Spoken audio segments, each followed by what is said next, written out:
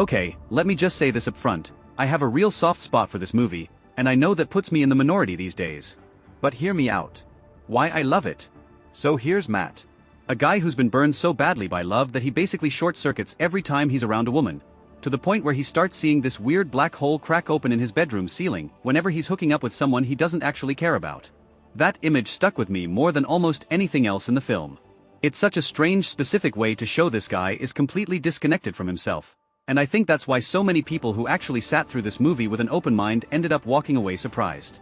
They went in expecting a dumb early 2000s sex comedy and instead got something with an actual heart underneath all the chaos. I've talked to people online who say the exact same thing. They expected to roll their eyes and ended up genuinely smiling through it. What's good? Honestly? The chemistry. Josh Hartnett and Shannon Sossamon together feel so easy and natural that you forget you're watching a comedy bit play out. The laundromat meet-cute, the slow build of two people falling for each other without sex being part of the equation at all. That's the part that gets people. I've seen multiple viewers say it almost felt real, almost embarrassing in how true to life some of the awkward dating moments are.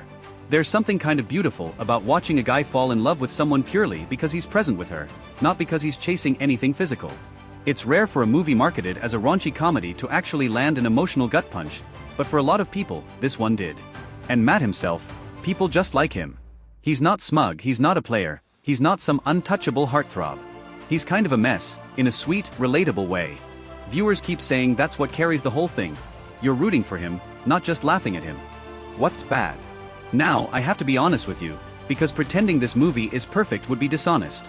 There's a scene that genuinely upsets people, and rightfully so. Matt's ex basically forces herself on him while he's tied up and thinks she's someone else, doesn't acknowledge it as anything serious.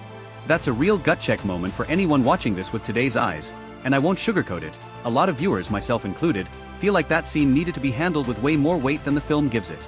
It's the kind of thing that pulls you right out of the romantic fantasy and reminds you this was made in a very different cultural moment. Beyond that, some people just find the whole office betting pool on his sex life plotline kind of grating after a while. It leans into that loud juvenile humor that defined a lot of comedies from that era.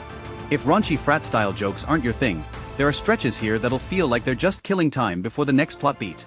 And look, some folks straight up hated it, found it cringy, found it dated, found the will he or won't he gimmick exhausting by the halfway mark. I get that. It's not subtle.